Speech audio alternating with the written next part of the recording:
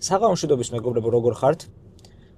დღეს მივდივართ გდანში, საკემატას ფილიალში. ასევე დღეს არის პირველი დღე, როდესაც წინა ვარჯიში არ გადამიღია. 3 კვირის განმავლობაში ყველა ვარჯიშს ვიღებდი ყოველ მეორე დღეს და ვამუშავებდი და უკვე რამდენიმე ვიდეო კიდევ მაქვს შენახული, რომელიც დაიდება და ალბათ ეს ვიდეო დაიდება ერთი თვის მერე დაახლოებით. მაგრამ გადავწყვიტე, რომ უკვე გადავიღო კვირაში 1 ან 2 ვიდეო და უფრო ხარისხიანად, უფრო კარგად დავამუშაოთ, ან თქვენი ფიდბექები მივიღო და ნელ-ნელა კონტენტი წინ წავწიო, უფრო ხარისხიანი გახდეს, უფრო საინტერესო და ასე შემდეგ.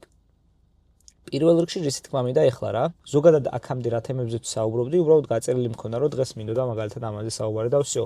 ეხლა უკვე კომპლექსურად მინდა რომ ჩამოვწერო და დეტალურად აგიხსნათ ხოლმე ყველაფერი იმ გაგებით, რომ ინფორმაცია მიიღოთ უფრო ხარისხიანად და უფრო გასაგებად და ძალიან მოკლედ და მარტივად არ აღვხს. რამდენიმე ვიდეო გადაღებულია. უკვე იცით დაახლოებით როგორი ფორმატის და სტილის ვიდეოები იქნება. მე ვიღებ ვარჯიშს პირდაპირ. ყველაფერი გადაღებული არის ლაივ რეჟიმში.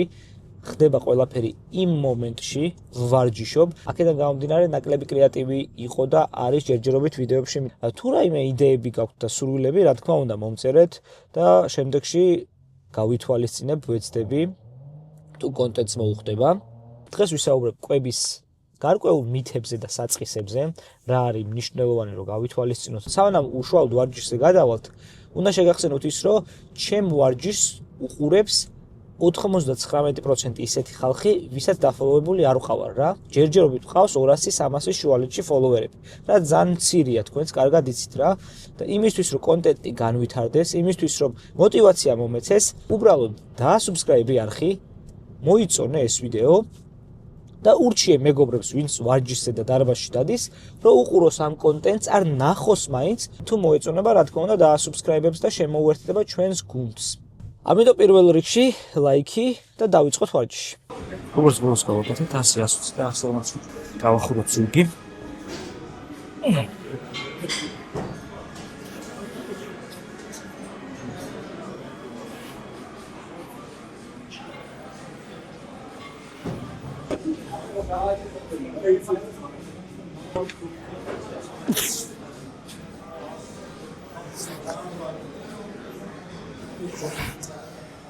დავამატოთ 10 კილო, რო გახდეს 120. ახლა ერთ 11 წუთი. იმდენი ხალხი არის დავფიქრდი. ახლო-ახლო სხვა დარბაზი რაც არის, იქ ხوار გადავიდემთ. ძალიან დისკომფორტი არის ხოლმე ჩემთვის ბევრი ხალხი.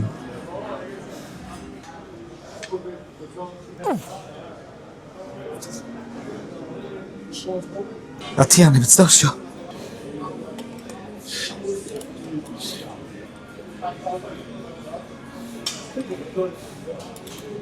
ნუ საკემატაში ფაქტია, რომ სიმღერები იმ ხელახმაზე უყვართ, რომ საკუთარი ხმა არ უნდა გესმოდეს.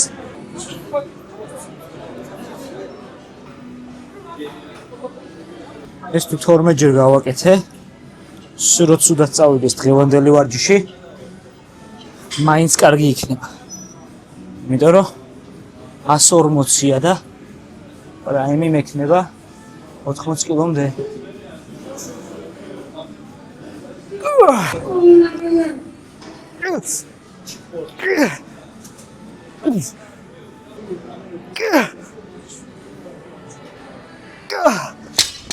გავაკეთე.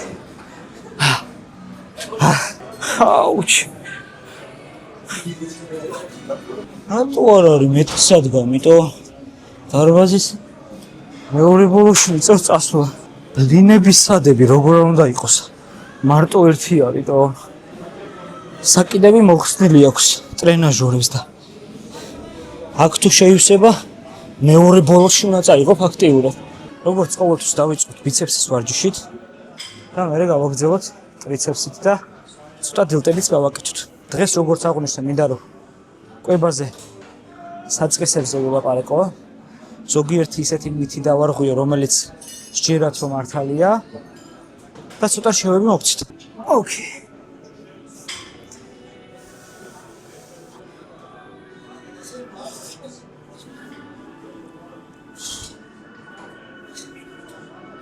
მეტი გავაკეთე.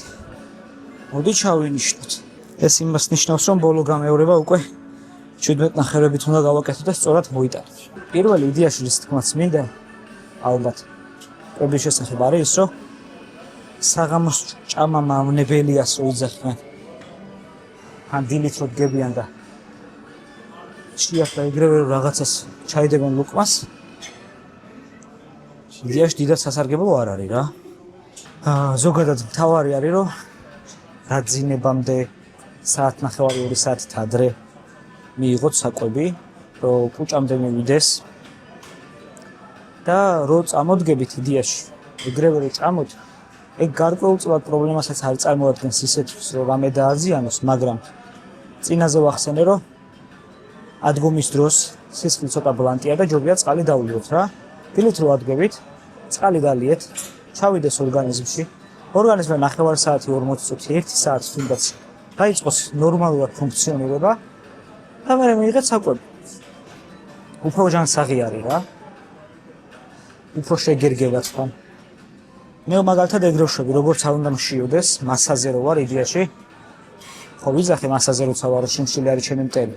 მაგრამ მასაზე რო ვარ მაშინაც კი დილით ვიღებ წყალს, ავდგები, ცოტას გავმოძრავდები, გავიწელები.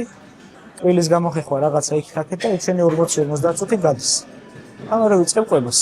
აუცილებელი არ არის რომ გადარბენით გავაკეთოთ ყველაფერი და ეგრევე საჭმელი მივიღოთ.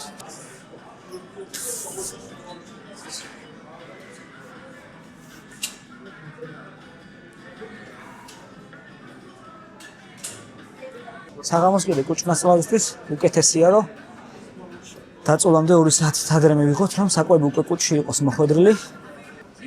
არც გაზები არ შეგვაწუხებს და არც გულძმარვა. 15 ჯერ გავიმეორეთ და გადავიდეთ 17 ნახევრს.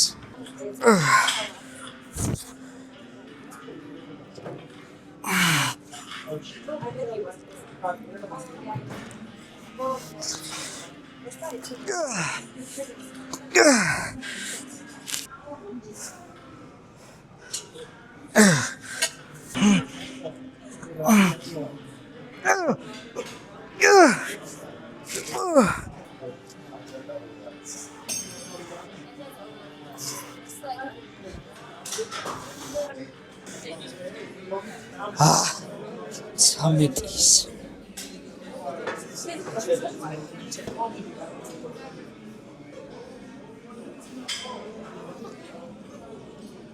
ოპა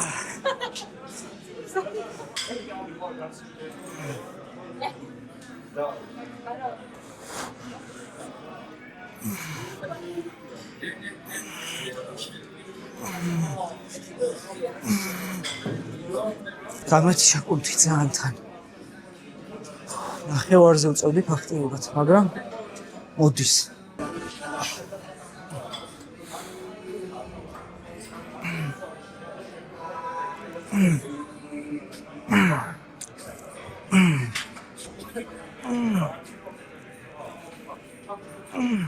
კიდევ იმის თქმა უნდა, რომ მე მაგალითად კალორიებს საერთოდ არ ვთვლი და არც კალორიებით ვიწევ იმ ხალხს, ვისაც ავაჯიშებ, ვიტვიცილებს ხემოს და ნახშირწყლებს, რომელიც ორგანიზმში მიშვილდეს. თავიდან არის ცოტა რთული, რომ გაიგო ორგანიზმი რა რაოდენობით ცილას იღებს და რა რაოდენობით ნახშირწყალს. იქიდან გამომდინარე, ზუსტად არ იცი, ყველა ორგანიზმში სხვადასხვანაირად რა არის მიიღებლება და პლუს ნელ-ნელა უნდა ავიწიო. ეხლა მაგალითად თუ ჩემი ორგანიზმი კილოზე იღებს 1.2-1.5 გრამ ცილას, ზოგადად მაგალითად რო ავიღოთ და დავიწყებ 2 ნახევრის მიღებას, ეგრევე ახალდაწყებულ ვარჯიშზე არც შემერგება, გავწვალდები და რიგი ფაქტორები მოყვება რა. მაგრამ ვერად უფრო მარტივია დღის განმავლობაში მე რაციონის მოძრაობა, როცა იცი რომ 50 გრამი ცილა უნდა მოვიღო დღის განმავლობაში, 75. პლუს ძალიან კარგი არის იმ დაგებით, რომ როიცი რომ ეს უნდა მიიღო და ყოფ რამდენიმე ნაწილად, მერე დღის განმავლობაში მიღებულ საკვებს არ იღებ მონოტონურად დილით, რომ მაგალითად მოხარშული შამენ მუდმივად რა. ძალიან ბევრი ჩემი მოსწავლე ისტრესებოდა იმის გამო, რომ რაღაცა ერთს დაუწევდა რა. შეგიძლია რომ რაღაცები ცვალო, ოღონდ რა თქმა უნდა ცირედით, იმ გაგებით რომ უფრო კრეატიულად მიირთვა უფრო გემრიელიც იქნება და უფრო მოტივირებულიც იქნები ყოფის დროს.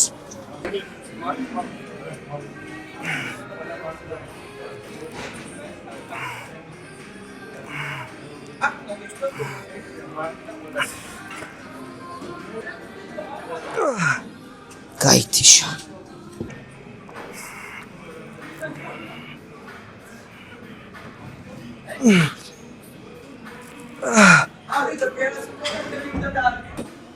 აი, ახლა გადავიდეთ წინამხრების ვარჯიშებზე.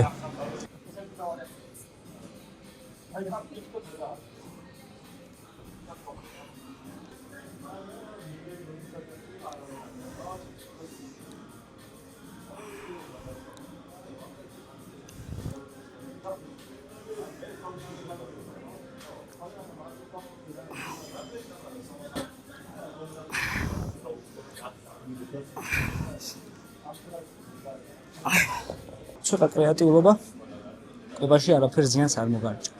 საერთოდ არ არის საჭირო მოხარშული ფილი ჭამოთ, როცა ნახშირწყლის მიღება მჭირდება და ცილის, ავიღოთ ყველაზე მარტივი მაგალითად ყველას გიწერნა ხოლმე ფილეს და ბრინჯს. ძალიან მარტივად შეგიძლია რომ აიღო ბრინჯი, აიღო ფილე, აიღო ცოტა სტაფილო და გააკეთო უზბეკური, რომელსაც პილპილს უმატებენ და კიდე რაღაცებს რა, დეტალებს არ ჩამოვთვლი ახლა. იმ რაოდენობის ბრინჯს თუ აიღებ და იმ რაოდენობის ფილეს რა რაოდენობისაც გიწერია, მნიშვნელობა არ აქვს უზბეკურის სახით მიიღებ თუ ცალ-ცალკე. ფილის საათებში მე მაგალითად ყოველთვის უწერ ხოლმე, მით უმეტეს როცა დაკლება უნდათ, მხოლოდ ცილას და ბოსტნებს. ვიცი რომ მოხარშული კვერცხის ჭამა რთულია, მაგრამ ძალიან მარტივი არის. მოხარშული კვერცხი ავიღოთ, დავჭერთ კუბიკებად, დავუმატოთ მწვანე ბოსტნეული, ზეითუნი მოვასხათ და ეს სალათი თავის სუნელები და ყველაფრით მივირთვათ. დავაყოთ ერთ წყალიან ფორთოხლის წვენი, ან თუნდაც ბეცია, რომელიც ძალიან კარგი არის და დილა დავიწყოთ ბედნიერად რა. ძილის წინათ ძალიან მარტივად შეგვიძლია რომ მივირთვათ. მე ხაჭოს როცა უწერ შეუძლიათ რომ ხაჭოს გავიონ ხილი, ცოტა თაფლი ერთი კოვზი და მივირთვათ როგორც გააკეთოთ როგორც პუდინგი. უბრალოდ პუდინგს არ გირჩევთ ეხლა რომ იმიტომ რომ პუდინგების უმრავლესობას დასაწყებად უკეთებენ პირდაპირ მნიშვნელობით შაქარს. თუ ისეთ პუდინგს მივირთმოთ, რომელსაც შაქარი დამატებული არ აქვს, მაგრამ აქვს ის შაქრები, რასაც შეიცავენ ინგრედიენტები, არც ეგ არ წარმოადგენს დიდ პრობლემას საერთოდ რა. აქედან გამომდინარე, მეგობრებო, კვებაში მთავარი ის კი არ არის, რომ მოხარშულები ჭამო და დაისტრესო. არამედ მთავარია ის, რომ შენს ორგანიზმში შესული საკვები ნივთიერებები იყოს დათვლილი იმ გაგებით, რომ კლება დაიწყო და იყოს ჯანსაღი.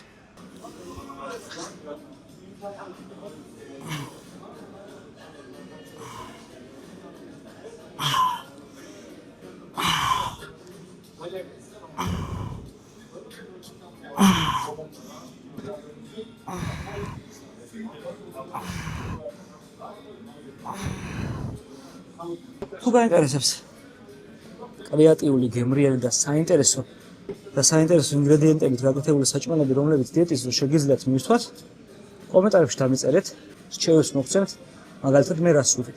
პერიოდები, როდესაც მე მაგალითად ძალიან სწრაფად მინდა დაკლება, ვიკვებები ძალიან რთულად და ცუდად, ამ წუთში გულისხმობ თუნდაც ეს მოხარშული კვერცხის მშრალად და ასე შემდეგ, რასაც საერთოდ არავის არ იცხოვ. ტესტავ ხოლმე რაღაცებს მაგალითად და დიდ სხვაობას ეგ საერთოდ არ გაძლევს, იმიტომ რომ სტრესი მაინც გაქვს. პლუს ესე უბრალოდ დარბაზის გარეშე, კვების გარეშე რო იწყებ პირდაპირ აქამდე რო ექსპერიენსი არ ქონია და მე რეიწყებ უცებ ვარჯიშს და კვებას და პირდაპირ გადადიხარ მსგავს კვებაზე, ბევრად უფრო რთულია, ვიდრე ეხა მე რო 7 წელია გავს საჭმელს ვიღებ რა. მე რომ მთელი ცხოვრება ეხა ბურგერებს ჭამდე და ხვალიდან კვებაზე გადავიდე, რა თქმა უნდა მეც დავისტრესებ. ძალიან მარტივ მაგალითს გეტყვით, რომ როდესაც მოდის ისეთი ადამიანი ჩემთან, ვისაც უნდა ვარჯიშის დაწყება და კვების დაწყება და ცხოვრებაში საერთოდ არ აქვს ნავარჯიშები, მე ვაძლევ ხოლმე ორ კვირას, ვეუბნები რა არის მისი კვება, რომელიც უნდა დაიწყოს, კარდიო როგორ უნდა გაკეთოს და როდესაც ამ ყველაფერს ორი კვირა განგრძობითად გააკეთებ ჩავარდნის გარეშე, მერე ვიწყებ უკვე მასთან მუშაობას და დარბაზში სიარულს. იმიტომ რომ თავიდანვე ესე პირდაპირ ადამიანმა რომ გადააბას ეს ყველაფერი ძალიან რთულია რა. ამიტომ უნდა მისცა გარკვეული დრო. შეიძლება ერთი თვეც დაჭირდეს თავიდან რომ აეწყოს ამ ყველაფერზე ჩაჯდეს. თავარი არის რომ უკვე 10-15 დღე გადაბმულად ჩავარდნის გარეშე როცა აკეთებს, მერე უკვე ხედავ რომ მისი ცხოვრების წესი ნელ-ნელა ჯანსაღისკენ გადადის. ეს იმას არ ნიშნავს რომ დღეს მივცემ და 10 დღეში ვეუბნები უნდა დაბრუნდეს. შეიძლება დაგჭირდეს 20 დღე, 25 დღე იმისთვის რომ ის 10 დღე გადაბმული გქონდეს და პირველი 10 დღე ცოტა სტრესი, ცოტა გაუგებრობა, ცოტა დღეს არ ვარ ხასიათზე მომენტები იყოს რა. მაგრამ მაგას რო გადალახავ და მე დაიწყებ კვებას და კარდიოს და ეს 10 დღე განგზობითად არის, უკვე მე ტრენერთან მისვლა რეალურად უფრო მარტივია, ვარჯიშიც მარტივია და ჩავარდნების გარეშე უფრო კარგად ხდება რა. არ ვიცი, ეს არის ჩემი რჩევა უბრალოდ. პლუს კიდე მაგას რო დავუმატოთ, არის ესეთი მომენტი რა, როდესაც ტრენერთან მიდიხარ, კვებას დაგიწერს და ვარჯიშს იწყებ, თუ შენ წონაში ბევრი გაქვს მომატებული, პირველი რამდენიმე კვირა შენი ორგანიზმი სწრაფად აგდებს ხოლმე წონას, იმიტომ რომ ორგანიზმში დაგროვულია წყალი. და ეგ საერთოდ არ ითვლება იმაში, რომ წონა დააგდე.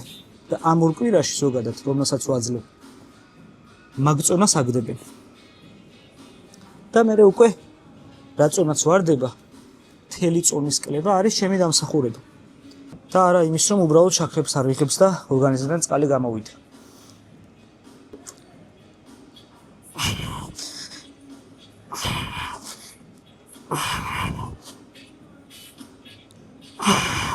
რატომღაც ორი შესვენებაა, ბეცია არ გამელევია და ბეცია.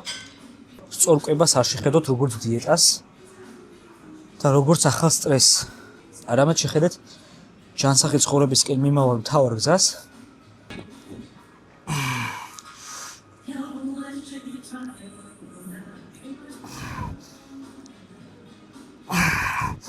გადავედით ტრიცეპსზე.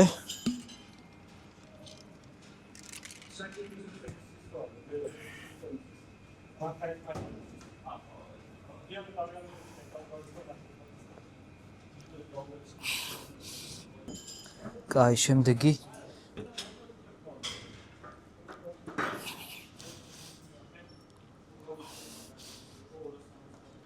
უბრალოდ მთავარია რომ ცილა-ცხიმი ნახშირწყლის რაოდენობა დაიცვა და ორგანიზმში მატების ან წონის შენარჩუნების დროს ცილა-ცხიმი და ნახშირწყალი სხვადასხვანაირად მიიღება. მაგალითად, როცა მასაზე ვარ მე დილით ნახშირწყალსაც ვიღებ და მცირე რაოდენობით ცილას. და როდესაც კლებაზე ვარ და შრობებ, მაშინ დილით ნახშირწყალს საერთოდ არ ვიღებ. ასევე ღამეს სხვანაირად ვიკვებებ, რაც უკვე უშუალოდ ტრენერმა უნდა გაწევოს. ამიტომ არის კიდევ ერთხელ ვიტყვი რომ აუცილებელია ტრენერი გყავდეს პირველი რამდენიმე თვე მაინც. თუმცა ნელ-ნელა რჩევებს მოგცემთ, ეს უბრალოდ მცირე შესავალი არის კვებასთან დაკავშირებით.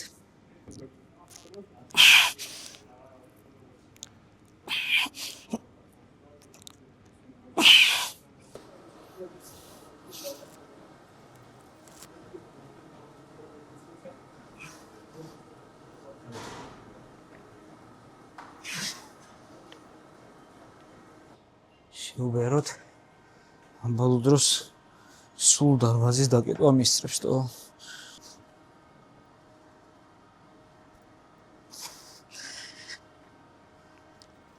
ახლა თითქმის არავინ არ არის.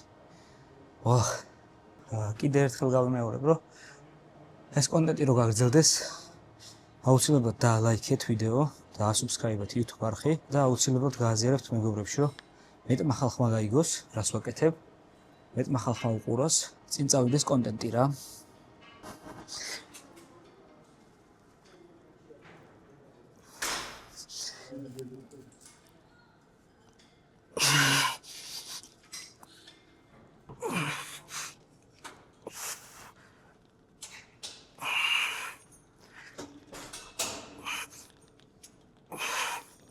დღევანდელი ხელის დღე ცოტა ნაადრევად დასრულდა, წინაზე დარბაზის დახურვა ახლოვდებოდა, მაგრამ უასწარი ყველაფრის პრესების გაკეთებაც კი. იდეაში 50 წუთი მჭირდება ვარჯიშისთვის, მაგრამ რო ვიღებ მერე ცოტა იწელება და საათი 20 წუთი, ხანდახან საათ ნახევრამდე იწელება სამწუხაროდ. გაუზიარეთ მეგობრებს ეს ვიდეოები, ან პირადში დაუშიარეთ ან ისე რომ ცოტა დამასაფრთხეთ. ძალიან დიდი მადლობა წინასწარ. მაქვს გარკვეული იდეები სამომავლოდ როგორ გავაგრძელებ ამ ყველაფერს. იმედი მაქვს რომ ინტერესის გაზრდა მალე წამოგვეწევა. რომ ეს იდეები მალე განვახორციელო, რომელიც ყველა ვარჯიშის მოყვარულს რა თქმა უნდა მოეწონება. უფრო მეტ მოტივაციას მისცემს ვარჯიშისას. იმ ადამიანებს, ვინც არ ვარჯიშობენ, პირიქით. მისცემს სურვილს რომ ევარჯიშოთ რა. აქედან გამომდინარე, მეგობრებო, თქვენი დახმარება მჭირდება, რომ რაც შეიძლება მეტი ადამიანი ჩაერთოს გავრცელებაში ამ ვიდეოების. ჩათვალეთ, რომ ჩვენ ვართ ერთი ბანდა, მშვიდობიანი საღამო და შემდეგ ვარჯიშზე შევხვდებით სხვა დარბაზში.